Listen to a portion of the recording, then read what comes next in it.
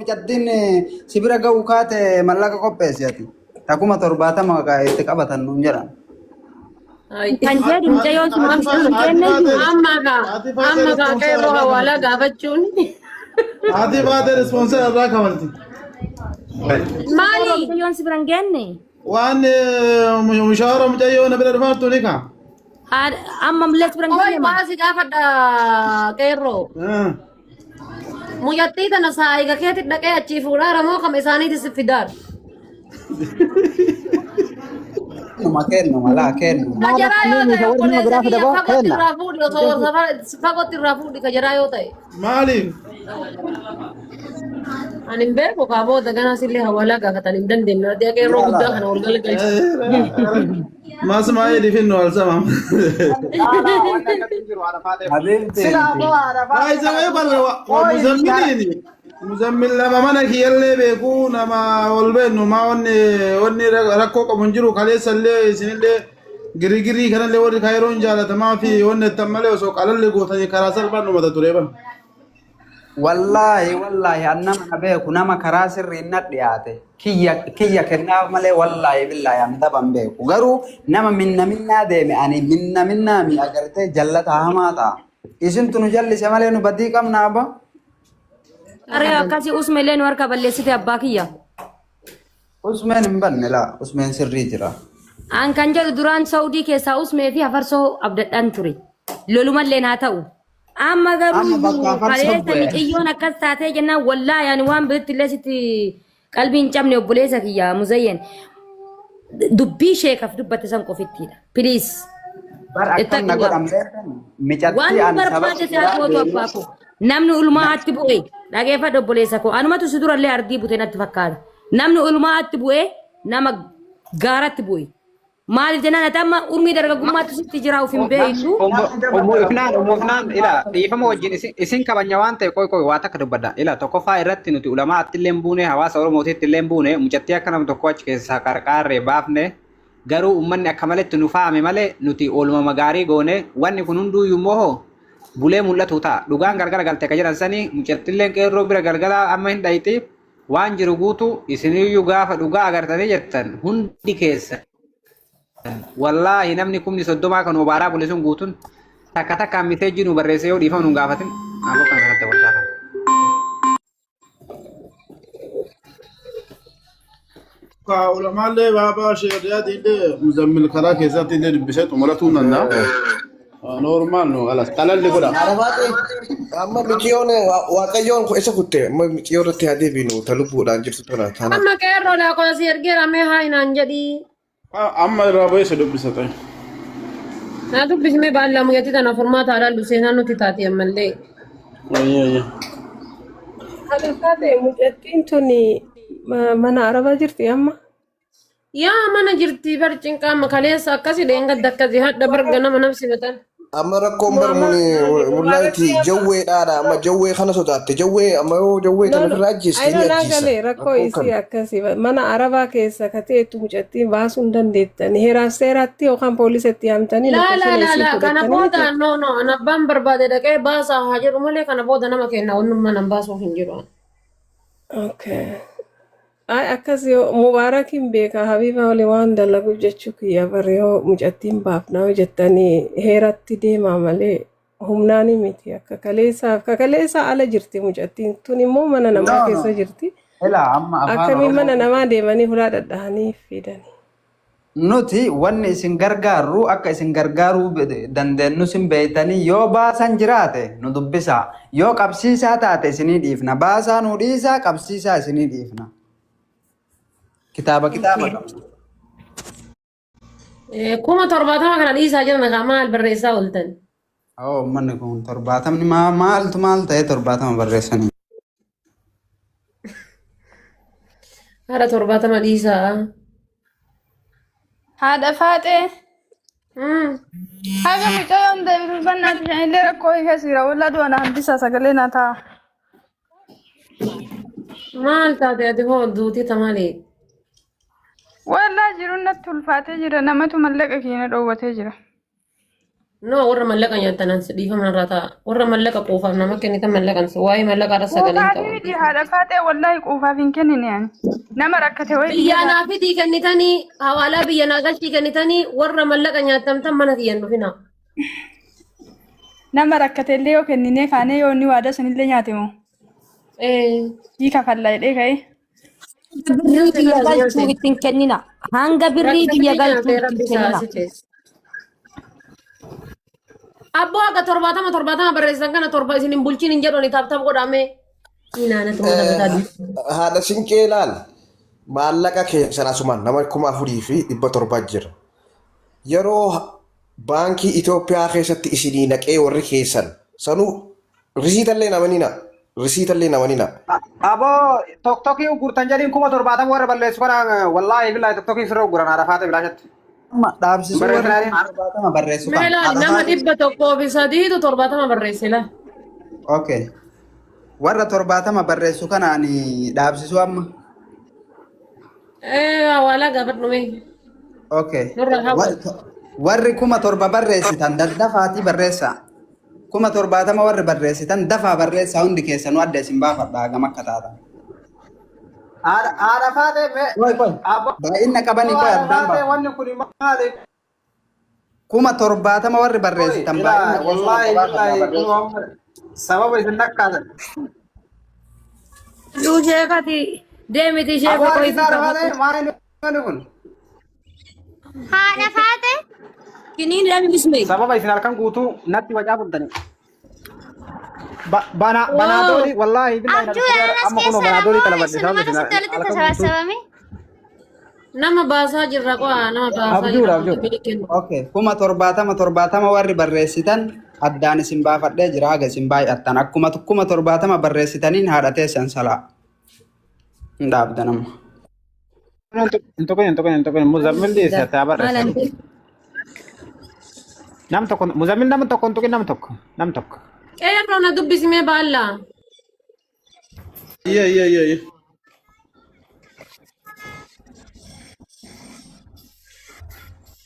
Haadha faate namni dammaam keessa jiru naada waleetiin jira. Dammaam keessa jechuun nama jabaadha. Waalaikum salaam. Mubeedha. Oh. Wallahi yaati faate taandeera. Haadha faate tarakka jechuun hin qotamne laala nama Mubarak hin kaayitida wale Mubarak musammaa yanu jette. Amma ragaa damma ila ijoolleen keenya warri 70 barreessuu isaa lubbuu namaa baraa wali qabamne waan ta'eef mucattii takka obboleettii teenya dammaam keessatti rakkattee mushammara immoo ay keessaa dammaam keessaa namni erguu fana obboleettiin teenya lookishina keessaan alatti yookiin muzammili taa ergitu amma lubbuu isii baraarra waan isaa muraasa isaa dhiidee afur hin genne keessatti. Usme bar wanti galli jira mijayyoon. Usme bar mijayyooni seera keessa jirti jedhi seera jala jirti jedhi galuu barbaaddi bar. No akka hin galle seerri Mootummaa dalagatuun barbaaddu biyya kana baate. Laa galuu barbaaddi malee dalagatuun barbaaddu Saudi ma jedhamu san keessatti siin. Laa boo baatee haa dalagatu. Suudii keessa dalagaa bareeda galchina. Ani dhaga yoo barbaachisaa ta'e kun amma araba kiyya kana biraan galcha. Amma shamara bareeda amila nama gaarii barbaada jedheetin hin madaamin. Wallahi isheen galuu barbaaddi karaa seeratiin malee karaa bachisiisatii miti. Laakiin immoo jechuudha isin warri bachisiisaa akkatti ol baatanii labsitan kun. Boru wayi waa dhufanii isin duubarraan. Wallahi wanni dhufu takka hin jiru. Waa Wallahi. takka hin dhufu. Yaa Allah odoo kan akka keessanii kun biyya teenya tana dhufe. Eerroo. Nama rakkate bachisiisu yoo kan dhufan taate lubbuu obbolee shamarran keenyatiif jecha nu anaa muzammil uf kennee rakka suudiitti wallaahi Biyya tokko baatee mana madaa. Qeerroo kanan jedhu warroonni Saudii keessa jirtan warroonni waraqata qabdan ani amma fakkeenya fi insobuu beekuu dandeettaa hawwinni beeyti biyya kana namni bachisiisan tokko hattuun ol bahee odoo du'e hin dubbatu keessan sila zaahirumatti naa kennaa hin bachisiisa yeroo jedhu hin gaafatamu. Nuti dhiira kaa jechuun amma fakkeenya jarri sodaatan nuti rabbii tokkicha yoo ta'e malee dachii kanarratti nama sodaannu takka hin qabnu nuti walaa mootummaa ta'e Abrii tolfattee walaa wadi safaaraa abrii ta'e walaa tolfattee. oromoo ta'e walaa jarraara dallaala ta'e tokkicha sodaannu dhageeffadhu. ilma Wallahi namaa qabbii obboleettii ta'e tolfateeti. lubbuu baraaruuf jecha lubbuun xiyyaa baatu lubbuuf kennina naa muzammil nama lubbuu ofii isinii kenne oromoon garuu jabeeffachuu dhiiftanii wayita hattuudha maafiyaa 120 70 nu jala barreessitan wallaahi billaahi rabbi yoomal qiyaamaa irraa isin gaafatan nuti lubbuu shamara ta'ennaaf jecha of kenninee obboleettii ta'ennaaf jecha nama lubbuu isaa isin qabsiise akkamitti ay deebitanii Usme. maafiyaa fi waan hin taane irra labsitanii 70 tokkokkii jala guuttan amma bakka deemnu hundatti 70 jala barreessan osoo akka waan baraate Usme. wayye Era lubbu ofitti deebi maaltu jira beektaa? Mee andar bedhiisnee ka fuulduraatti adeemnu jechuun kaleessa gaariillee gootan baxaamtu waan gaarii gootanii gaarii sun immoo odoo akkuma dura harka wal qabannee kaane sanatti dhumni keenya bareedee jiraate waa'oodha. Dhumni keenya illee dhumarratti yaa bareeduu malee haalan bareedne tokkoon dhume dhugaa dubbannoo ta'e namni kun jala jiran kun hin beeku hundi isaaniitu dhumni keenya otuma bareeduu qabu waliigalteen haajaa waliigalteen akka ittiin hin jirreef haajaa namni wal dhaga'u tokko namni jabaane tokko dhabamee walitti nu qabee waliin akka nu waliigallu gochuu dadhabe nama jabaan nu hedduu dhabame sii galee hundumtu ani beeka karaa kiyyan deemaa ati hin beektu ani karaa kanan deemaa adda nu balleesse malee. Dhagaye ila dhagaye biiftu guruppii keetii fi guruppii maakii keessaa yaadee dhufa warri hattu jedhee maafi yaadee jala barreessu kana dhaabi koomantii dhaabaa isaa malee. Guruppiin qabnu Oromoodhaan guruppiin qabu guruppii kamiyyuu ani amma Oromummaan Oromoon jaaladha sisnan jaaladha amma maati jaaladhu sillee jaaladha. No guruppiin beenu guruppiin qabu. Warri barreessitan kun warri agartanii dubbiin akka jalqaba akka kaataniin gaarii. Maakiinis Oromummaa malee guruppiin ishiin Oromoodhaan hiitee Oromoo ittiin arrabsiisu takka hin qabdu. Gareedha itti dubbar dhagaye muzammil siimaani information guutuun nagahee jira guruppiin kun garee keessa yaa'ee dhufe warri dhufe kun guutuun garee biiftuu fi haadha faatee maakiin keessa jiran keessa yaa'ee warra achi nutti labsanii maarree kuma torbaatama kana warra achi labsan bara achi qabatanii. Kuma barreessa gaas hunda'u akkas taanan 70 barreessa. Maal taatanii? An kuma torbaatama narraa qabde arabni jedhee ani narraa qabduun sodaanne isin maa sodaatta? Inna akka ilma Oromoo tokkotti miliyoona sadiidhaan akkamitti sirra taa'ee keecha iyyuu.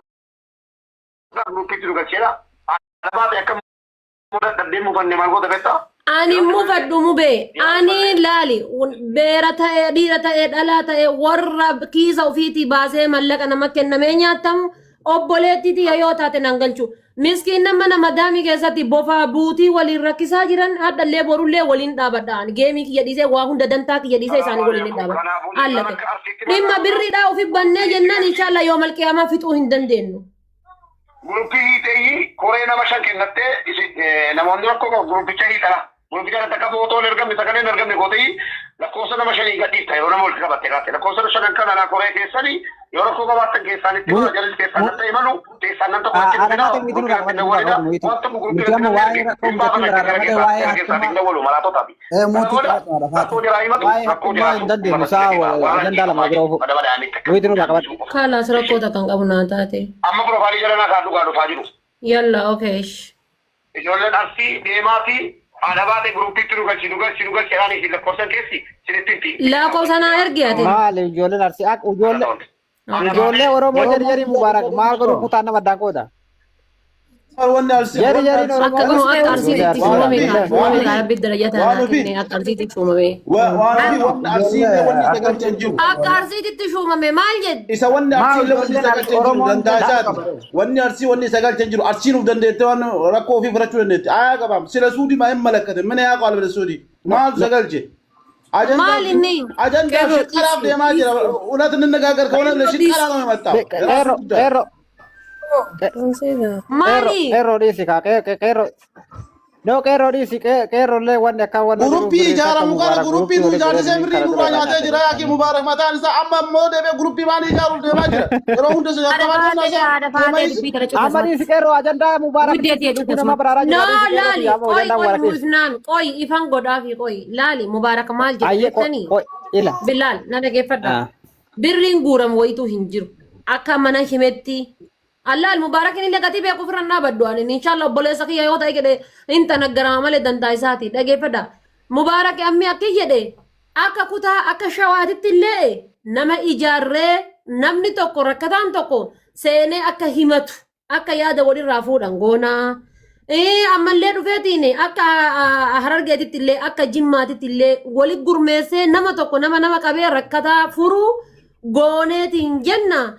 Akka arsii keessaa ho'eennuun goona jennaan asliidhaa fi haadha faaxeeti jedhanii waan kana na gargaaruu dandeettaa naan jennaani rakkoon qabu guruppii ijaaree nama rawwanna jedhe affeeruun dadhabuun jedhe birriin kuuramuu hin jira natti hin fakkaatan yoo birriin kuuramuu jiraate an keessaan bayaa doolcheen akkaawuntii biyya rakka galtuun barbaadu. Qoyosmi haadha faaxe nuti akka suudititti dhimmi kenna isinin ilaallatu. Walaasii walaasii. Obboleessa kiyya akka suuditi sitti ijaaramaan jirru nuti maal taate silaa? Muzammil akkasii miti muzammil dubbiin akkasii miti haadha faatee dhageeffadhu naa galee nasiima. Tokkoffaa irratti akka arsiititti namni hawaasa dura adda durummaan bu'ee rakkoo furuu danda'u yoo anaa muzammil hin shuumamin inuma rakkoo furuu hin dandeettan siifi asli waggaa 70. Maaliif yoo jette tokkoffaa dhageeffadhu. Aangoo ila dhagayi wallaahi wabillaahi akka arsiitti aangoo yoo kenname tokkoffaa akkasii komandoo yoo kenname baale keessa anaa kennama arsii keessa muzammilii kenname dhageeffadhu aangoon lammaffaa irratti haati faateetii fi aslii nu jalatti aangoo hin argattan sanaan alatti yoo akkasitti hin deemin haadha faateetiif aslii qofa yoo ta'e hawaasni rakkoo hawaasa kanaa adda durummaan buunee aarsaa mee kafallee furaa jirru kun isinitti hin dhagamu nu hawaasaaf dhaabataan jirru jechuudha. Wallaahi billaahi miidhagtiin saddeetiin fuusifne sun anaafus mee suumannata kana haadha faatee suumannata kana eenyu isin shuume. Anaafus meen nama keessan jechu nama xiyyitiin afaan jirtu xiyyitii afaanii fuudhe. Nama isiniif jecha ibidda afaan nu kaayanii nutti mi'ooftee liqimsine. Osmee muzammilillee amma san rakkoon qabu jedhu sanii miti. Waa takka gaafadha haadha faatee gaafii sirraa qabu qo'imee qeerroo kiyya gaafii sirraa qaba haadha faatee guruppii uumtanii kana duratti shuumannanni kun aangoon isinii kenname immoo ganaa irratti mari'attanii Futura akka hawaasa itti adda durummaadhaan akka Guruppiin ka telegiraamaatii hidhama na fakkaata. Guruppiin ka telegiraamaatii hidhama lakkoofsa baay'oo kan keegala nuukaayi achi ijoolleen fudhattee guruppii keessa gadaa seenanii jedhe mubaarakee. Guruppii kan mubaarak seenammoo addatti kophatti guruppii hidhadhu siin jedhe. Guruppiin lakkoofsi telegiraamaan banameera hundumatu seenee fayyadama. Amma fakkeenyaaf namni arsii tokko yoo rokkate Kero na qoba qaba obsi nasiibsa. Wanni ibsanuun jiru. Akka arsiitii yoo barbaadan mubaarakii walitti ni dhina rakkoon qabu artiif waan fi asli rakkoon qabu guruppiin wiidha akka arsiitiitti hin gargaarra. Akka arsii gandaatii wal deebisan. Amma dubbii yoo sii galte booda yaada irra kannatti yoo qoy. Amma maxaabbat mikinaati yellamu. Tabalteen nu munnaaku. Qeerroo baaba qoy. Qeerroo kuni waan mubaarakiin keessa fideen qabu dhiitii fudhate. Usme qoy baaba. Dhiifama na godha. Amma wanni godhaa jiru rakkoon takka nama arsiirraa yoo rakkoon takka mudate riippoortii haadha faaxeetti godha. Haadha faaxeen dubbii san marammartee gama mubaarakitti dabarsiti jechuudha. Akkasii akka Habiibaa siistama Habiibaa jechuudha. Shawar Rais, Illu Rais Alexi godhe. Nama keessaniif ijaaramaa jechuudha bar nama keessaniif ijaara kaartiillee asiif ijaaramii tawwallollee walloof ijaaramii rakkina garuu walitti deebinee fidna jechuudha bar mubaaraqama waan biraa miti. Waan ofii kun akka arsiititti rakkoon qabu guruppii arsiinuu ijaara akka arsiititti rakkoo kennan fixannaa rakkoo qabu. Kaasanuma jedhe malee isaan walitti mudinaa libalaannoo isaan walitti mudinaa. Dhaga'i miira bakka biraa qabdu asitti hin baafatin Qeerroo waan sana ni beekame qoy qeerrooti. Qeerroo dhiisi qoy. Dubbiin sun yoo taate hedduu amma ila dubbii gara biraatti hin fudhatina rakkoon jiru hin jiru wanni rakkoon jiru dhageeffadhaa isinitti hima tokkoffaa irratti haadha faateetii fi aslii adda durummaa wanni godhanii kaaniif yoo rakkoon jiraate guruppii san keessatti himatanii haati faateetii fi aslii waan dhageettii fi sagalee irra qabaniif dhayitee haadha faateetti yookiin aslitti himattee wayitii jettee mana nama tokkoo bananii nama san rakkina furuudha akka oromootitti walitti dabalamanii sinii galee. Kanaafuu sirna warra wanni jennaan aangoon nu qoodamuu qabaadha dhageeffadhu aadaa qoy muzammil nuti amma wanni jenne aangoon nullee qoodamuu qabaadha ka jenne malee waan biraa karaa jirru akkasitti hubadhaa. Ani amma ka jedhu dhageeffadha waan takka isin kima na dhageeffadha warri jala kana jirtan ijoolleen teena tan arsiidha. Wanni amma yaanni amma dhufe kun isinii ta'e moo isin hin taane ganaa muka isin na dhiibdan hin danda'u ani. Antiyyaafuu nama jireenya mataa kiyyaatu jiraateen kuufne jireenya namaa jiraachuun fedhu waanin. Isinii taa'e moo isin hin taane? ibsiif laa hundi isaa muhitii haa qabatanii yaada mubaarak sanati gabaabsitan Wanti jira geeffadhaan waa'ee birrii keessa hin jiruan. Haddallee taanaan borullee taanaan haati baatee guruppii lafa jalatti ijaartee nu qarqaartii gaa guruppii qarqaarsa mallaqaa jedhanii yennaan an keessa hin galu. An keessa hin galu. Obboleessi osoo guruppii mallaqaa ijaaree an keessa hin jiru guruppii san keessa hin fedhullee ani dafqa namaa namni booyaatiin cannaqamaa fuudhee fidee natti kennu hin fedhu. Amma mubaaraki ka jedhee miskiinan kenna mana madaamii keessa rakkataadhanii cannaqamaa jiranii gubataa jiranii. Ka jimmaallee feemasiin jimma keessa ni jira. Ka wallaggaallee feemasiin wallagga keessa jira. Ka arsiillee ni jira. Gatii kana ta'eefi miskiinan mana madaamiitii sagalee taanaa gamaa gamana akka arsiititti ati guruppii hidhii lakkoofsa guruppii sanii baayoo kan kee jala kaayi. Guruppii yookaan anuunidha. Lakkoofsa sana immoo baayoo jala kaayi. Achitti namni gabbu'ee telegiraama san keessatti sagalee ofiitiin yookaan wannoodhaan waan himate yoo achi furree yoo hin furamne ammoo miidiyaatti ol baafnee gara qaama dhimmi ilaallatuutti dabarsinaa jedhe. Isinii taa wanni kun yoo isiniif hin taane ammoo irraasaachuu guddaa yan keessaa bayaani. Gaafii takka qaba. Gaafii takka qaba. Haadha faate gaafii takka qaba. Wanni goonu waan kana mee adda durummaa waan kana ka qopheessuu danda'eef yaada maal irraa kaasee waan kana qopheesse mubaarakii waan gaafachuu barbaannuuf mubaarakiin kootu gastii kanarra jedhee gaafii irraa qabna. Zim jedhaniituma ijaarsa agartee warra soddaa irraa qabatanii usmee yeroo tokko haadha faate dubbii nama guddoolee dubbatuu danda'a bar wallahi keessa qaya malee dubbii nama guddoolee Usmeeni dhageeffadhu barra ommoo ifnaani ijoollee didiqqoo asirraa waa balleessituuf waa gootu keessa waa daladdu keessa wallahi billaahi usmeen hayyuu keessallee hayyuu cillixxi jedhe gaafa micciiramellee jaarsi arrii buleedhaa haada inni hidhe san haada usmeen hidhe danda'eniif haada usmeen hidhe jaarsi arrii bulee ka waggaa 70 danda'eniif usmeen nama salphaa seetanise hafarsoo tuffadhaa ila muzammiliin tuffadhaa kun as keessa jira ramza usmee haada inni hidhe jaarsi waggaa 70 danda'eniif anqaatan arge kun qaata yoomin arge erga arge bulee jira erga arge kanaafuu jeneraal usmee jennee yaamaa jirraa miree sintu yahamuu dide malee. Kuno ijoollee isin argitan tanniin hunda isaatu mataa qabee akkanatti ashkaraakara warra isin argitan. Ashkaraakkaruu osoo hin taane amma anaaf usmeen wal beeyna laal. Anaaf inni nu isin. Amma tana keessa mul'atti maskintittiin mana hambaati bofaa waliin rakkame gaa'is. Ramzaa galchee yaada faatee Ramzaa galchee Ramzaa galchee. Munir. Ramzaa galchee. Munir mee mijaa'oo tana faraa goon.